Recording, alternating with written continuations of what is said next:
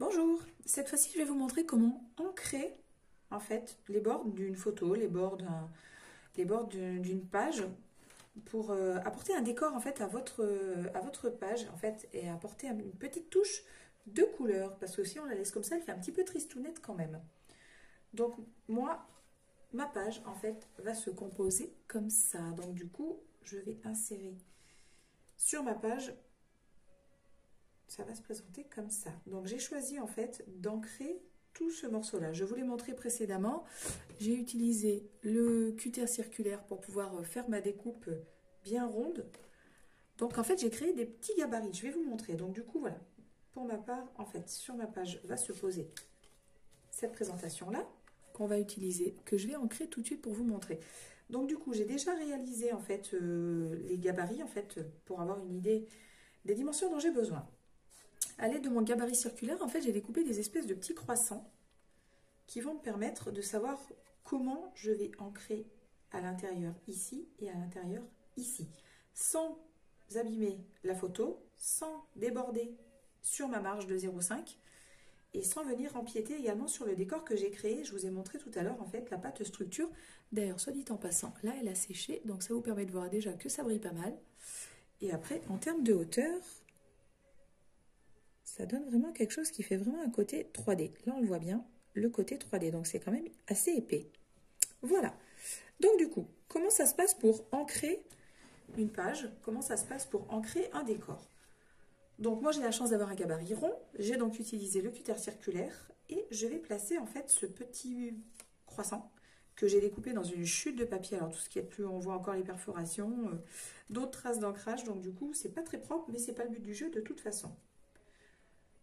Je sais que le rond dont j'ai besoin fait 14 cm, donc à l'aide du cutter circulaire et de la règle, j'ai donc découpé un rond de 14 cm, au moins un morceau. Maintenant, je vais venir en fait placer mon gabarit et je vais bien l'accrocher avec du scotch repositionnable pour que vraiment ça ne bouge pas. Parce que alors, si ça bouge, le résultat est complètement raté, quoi. Donc là, il ne faut pas que ça se promène.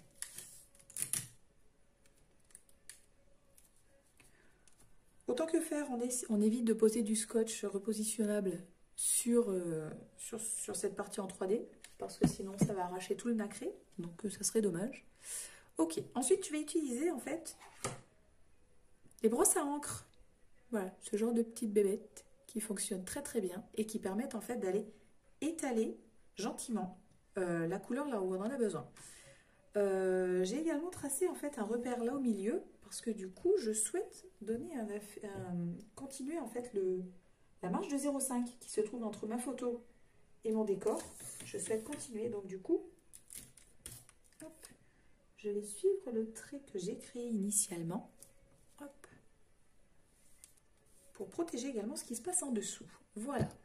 Donc là maintenant à l'aide de ma brosse, j'ai choisi donc deux couleurs de bleu, un peu turquoise qui se rapproche étrangement à ma photo, et une couleur un peu plus bleu foncé, on l'appelle bleu nuit, parce que du coup, en fait, on va retrouver les teintes qui se trouvent sur les algues au fond de mon image. Voilà. Donc après, c'est pas compliqué, il suffit juste d'utiliser, en fait, on commence toujours par la teinte la plus claire, voilà. Et après, en fait, on viendra ombrer par-dessus avec la teinte la plus foncée. Alors. J'ai déjà une brosse, celle-ci j'ai utilisé du noir dessus, donc je ne vais pas trop jouer avec parce que du coup je préfère pas. Mais j'en ai une qui est un peu plus dans les teintes, j'ai un peu de violet dessus, mais ça ne devrait pas forcément poser problème. Non, effectivement. Donc là du coup on va venir chercher un petit peu de matière sur l'encreur. Donc je tapote doucement, éventuellement on peut frotter légèrement, mais alors l'idée c'est, je ne sais pas si vous voyez, mais ça marque franchement, surtout celle-ci. Les easing, elles marquent vraiment. Donc avant d'ancrer, il me faut toujours un petit brouillon qui va me permettre de décharger. Décharger, c'est quoi? C'est en fait retirer l'excédent d'encre pour éviter de faire des pâtés. Et après, je vais appliquer toujours en faisant des petits ronds. Donc je démarre de mon scotch, encore une fois, pour finir de décharger et de ne pas trop mettre d'encre. Voilà. Donc je ne sais pas si vous voyez, mais ça paraît bien. sur mon scotch, on voit bien le bleu. Et après, je vais tout doucement l'étaler.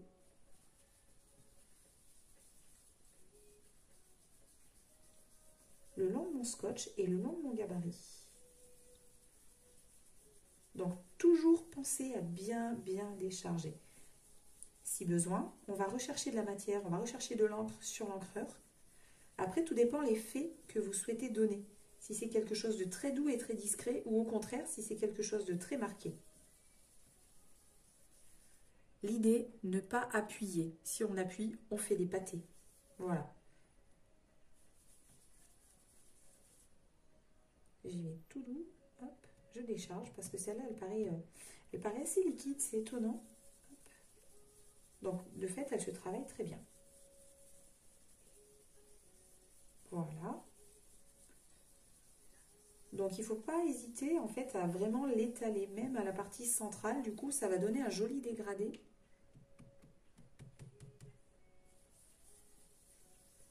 Donc moi, j'ai envie d'avoir quelque chose quand même d'assez voyant, d'assez marqué.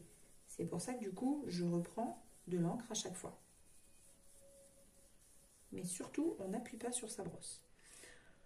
Maintenant, je vais utiliser la deuxième couleur. Hop, je referme celle-ci pour éviter de faire des bêtises. Voilà.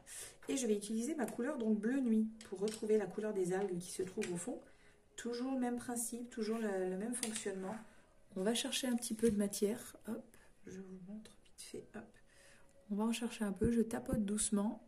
Voilà. De manière à ce que ma brosse en ait un petit peu dessus. Voilà. Et maintenant, même principe. Hop, je commence par décharger sur mon scotch. Mais cette encre-là, en fait, est moins liquide. Donc, du coup, ça ne donne pas du tout le même effet. Et rebelote, on recommence.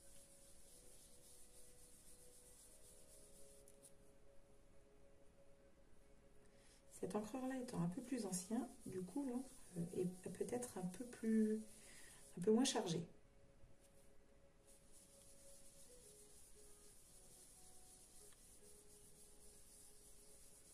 Donc là, en fait, je vais vraiment accentuer l'angle, là, l'angle intérieur. J'aime bien laisser le côté un peu bleu turquoise partir.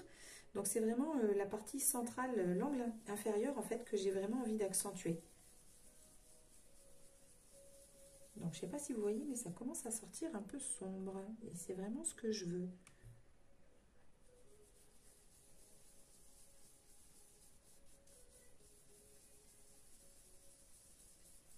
Donc je vais quand même partir un peu sur les bords, histoire de le montrer. Ok, le premier me convient. Donc je vais maintenant juste retirer ma séparation. Voilà.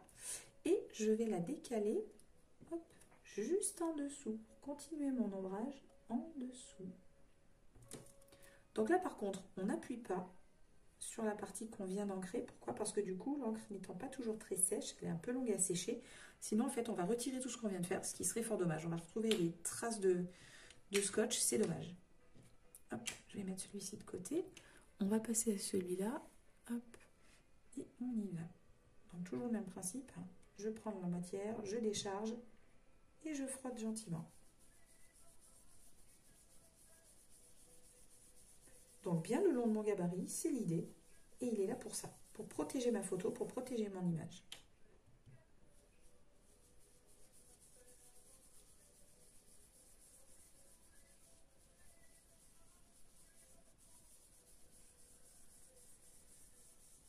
Donc un petit peu au milieu aussi, histoire d'apporter un peu plus de couleur au centre. Alors petite astuce, quand vous développez vos photos, pensez à les travailler en mat. C'est plus pratique, comme ça on peut mettre les doigts dessus. Ça craint quand même beaucoup moins qu'un tirage brillant, où on va voir toutes les traces de doigts. Donc quand on scrape, vaut mieux les tirages.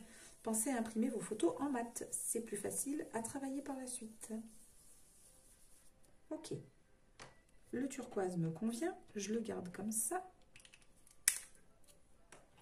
Et maintenant, on va passer au bleu foncé, au bleu nuit.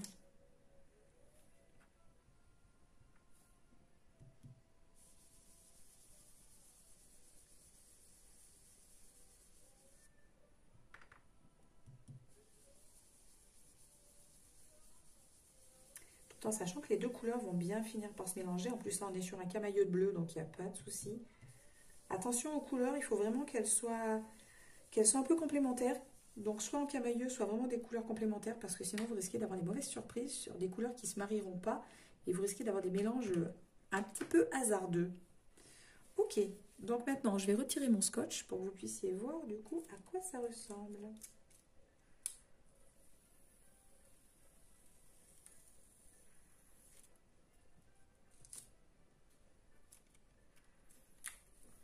Donc, je vais retirer toutes les protections, celles qui étaient sur la photo, sur l'image.